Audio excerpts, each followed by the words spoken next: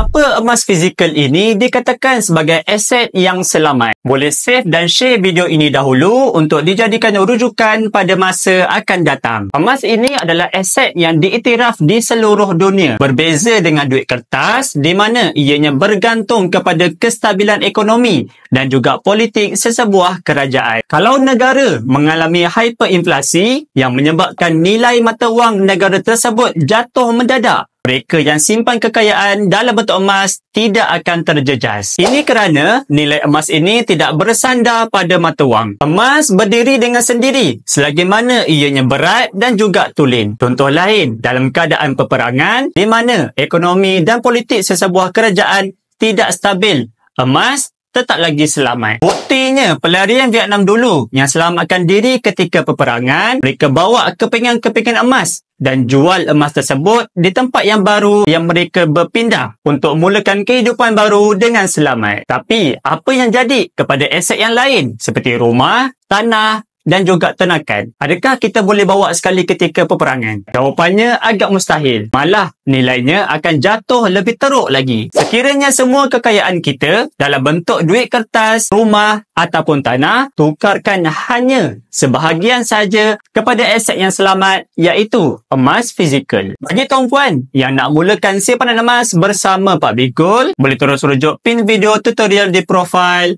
InsyaAllah, saya bantu sebaiknya.